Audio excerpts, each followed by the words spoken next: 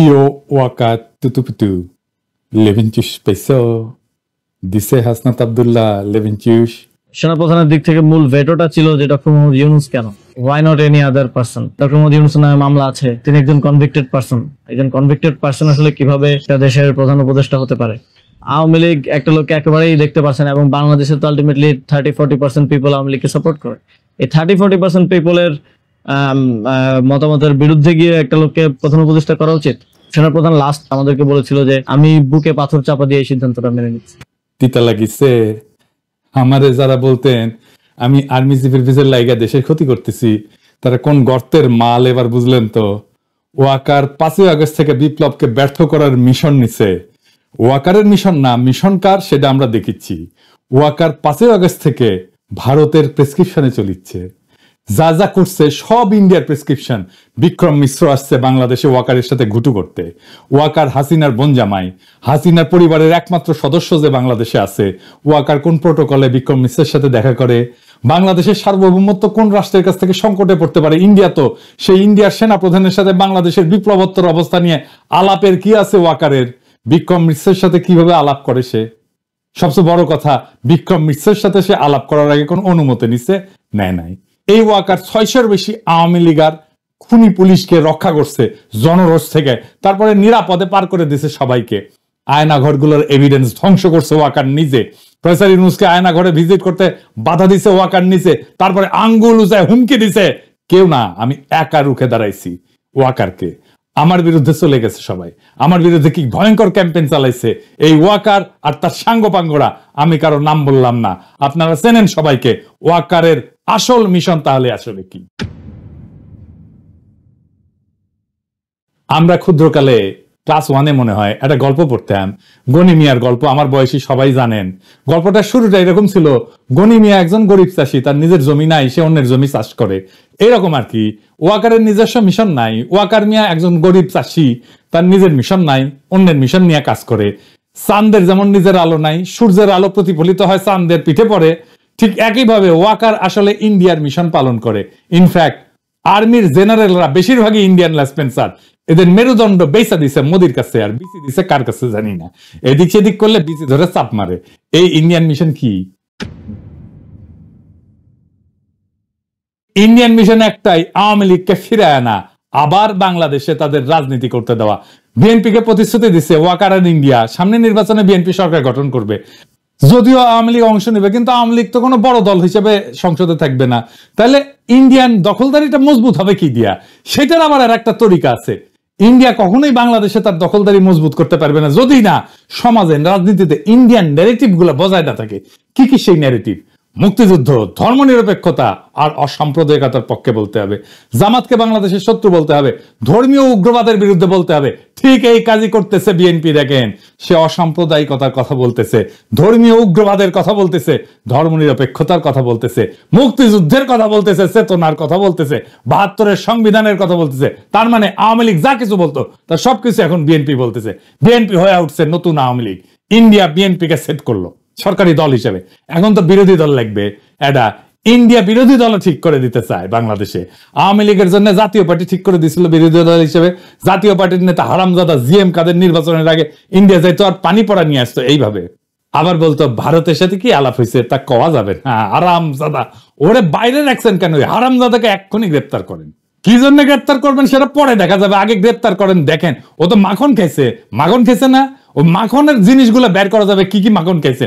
ওই টাকা খাইছে, বাংলাদেশের টাকা খাইছে, ওইগুলো বের করা যাবে। ওকে আগে ঢুকান ভিতরে।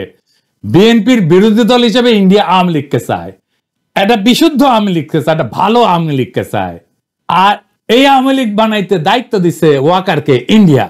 হ্যাঁ, গুয়ের আবার ভালো মন্দ। গু আমাশার গু হইতে পারে, ডায়রিয়ার গু হইতে পারে, শক্ত গু হইতে পারে, লেটকা গু হইতে পারে। গু গুই। আওয়ামী লীগের আবার ভালো মন্দ কি? আওয়ামী লীগ ভালো হইলেও সেটা গু, খারাপ হইলেও সেটা গু। এই ভালো আওয়ামী লীগে কে কে থাকবে আসেন সেটা দেখি। সাবের হোসেন চৌধুরী সভাপতি আর বডি সোহেল হবে সাধারণ সম্পাদক।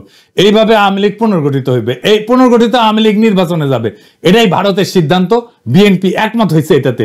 ওয়াকার এটা এক্সিকিউট করার দায়িত্ব নিছে। ওয়াকার এটা ঠিক করে দিবে। সবাইকে ডাকিচ্ছে, হাসনাতদেরকেও ডাকিছিল। সব রাজনৈতিক দল এটা ওকে করে বলে দিয়ে আসছে। এই যে ইউরোপের রাষ্ট্রগুলোর মধ্যে ব্রিটেনের সমর্থন আছে, ইংল্যান্ডের রাষ্ট্রদূত আছে না ঋষি সুনাকে নিয়োগ দেওয়া যে সারা কুক, এইটা ঘুট পাকাচ্ছে বিদেশিদের তরফ থেকে।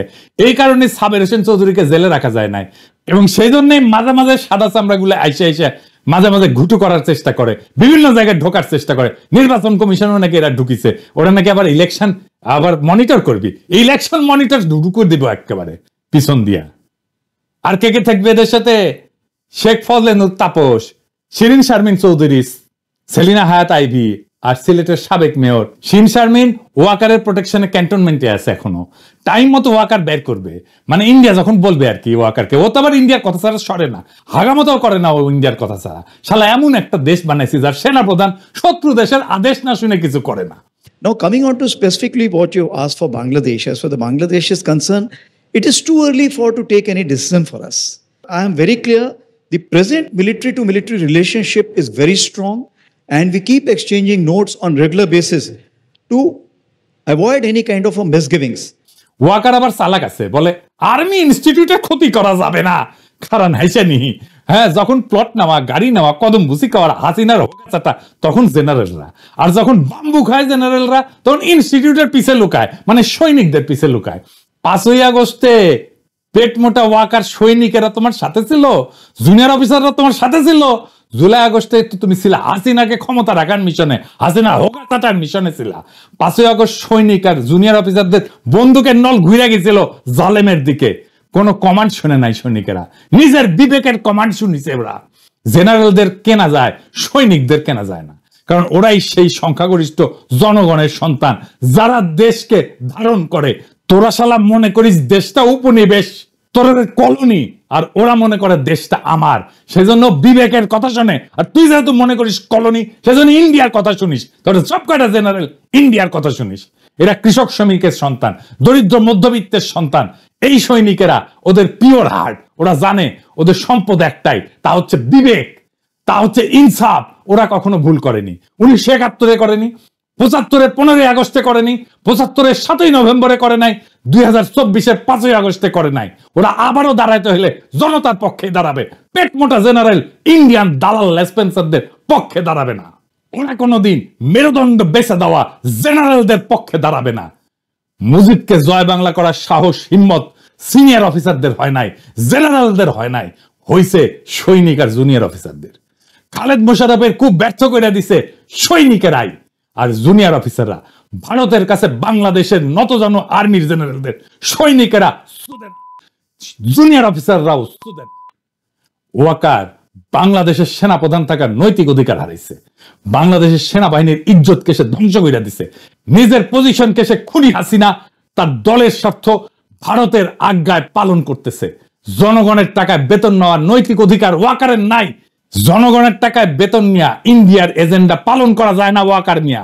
এখন বুঝছেন কারা ছাত্রদের বিরুদ্ধে দুর্নীতির অভিযোগ ছড়াইছে, কারা ছাত্রদের ভিতরে অনৈক্য সৃষ্টি করেছে, কারা নাইদের মিটিং এ বরিশালে ঝামেলা করেছে, কারা ওর বিরুদ্ধে রয়্যাল এজেন্ট হওয়ার অভিযোগ তুলিছে, কারা আমাদের বিপ্লবী জনতাকে মব বইলা অভিহিত করেছে, কারা আমাদেরকে বাংলাদেশের স্থিতিশীলতার শত্রু বলছে। এদের ভুলে যাবেন না, আপনারা সবাই চেনেন। যারা বাংলাদেশের রাজনীতিকে ষড়যন্ত্র দিয়ে ব্যাখ্যা করে তাদের রাজনীতি পরাজিত হবে। আজকের শিক্ষা এটাই, আমাদের রাজনীতি বিজয়ী হয়েছে। আজকের করণীয় কি এখন? তাইলে প্রথম করণীয়, ওয়াকারকে পদত্যাগ করতে হবে, সেনাবাহিনীর ভারত প্রেমী জেনারেলদের উৎখাত করতে হবে, সেনাবাহিনীতে একটা সংস্কার কমিশন বসাইতে হবে, গুম খুনের কুশীলব সকল অফিসারদের পুলিশের হাতে সোপর্দ করতে হবে।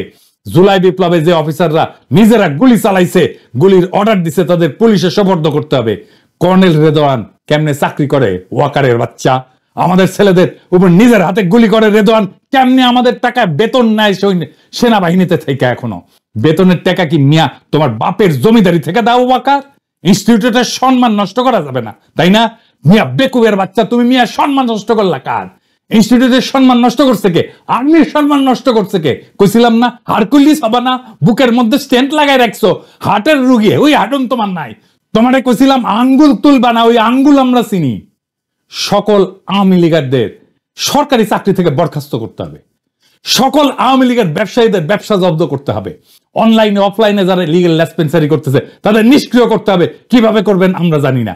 আওয়ামী লীগের সকল পদধারী নেতার অ্যাকাউন্ট জব্দ করে তাদের সকল টাকা রাষ্ট্রীয় কোষাগারে জমা করতে হবে। নয়তো আমরা একদিন করে এক এক এলাকা ঘেরাও করব, জনতার ব্লক রেট দেব, আর একটা একটা করে আওয়ামী লীগের ধরে ধরে ঝুলায় দেব, টাঙ্গায় দেব। একটা জায়গায় করবেন এই অপারেশন, ঠান্ডা হয়ে যাবে সারা দেশ। বাংলাদেশে আওয়ামী লীগ বা ভারতীয় আধিপত্যবাদ ফিরবে না, ফিরতে দেওয়া হবে না। যতই তার পিছনে ইন্ডিয়া থাকুক, ইন্ডিয়ার লেসপেন্সার ওয়াকার থাকুক, জেনারেলরা থাকুক, সিভিল মিলিটারি ব্যুরোক্রেসি থাকুক, প্রথম আলো থাকুক, ডেইলি স্টার থাকুক, বামেরা থাকুক, আর বিএনপি থাকুক, এমনকি প্রফেসর ইউনূস থাকুক, আওয়ামী লীগকে রাজনীতি করতে দেওয়া হবে না, আওয়ামী লীগকে নির্বাচন করতে দেওয়া হবে না। বাংলাদেশের দরকার হইলে আর একটা জুলাই হবে, দরকার হইলে আবারও রক্ত দেব, আবার লড়াই হবে, দরকার হইলে নতুন বিপ্লবী সরকার আবার গঠিত হবে। এই চূড়ান্ত লড়াইয়ের আহ্বান জানায় গেলাম। সিপাহী জনতার দরকার হইলে আবার মাঠে নামবে 7ই নভেম্বরের মতো, 15ই আগস্টের মতো, 5ই আগস্টের মতো। 5ই আগস্টের ভুল আমরা আর করব না, জান দেব কিন্তু জুলাইয়ের অর্জন দেব না ইনশাল্লাহ। খোদা তাআলা আবার আমাদের বিজয় ছিনিয়ে আনার তৌফিক দিন। ইনকিলাব জিন্দাবাদ।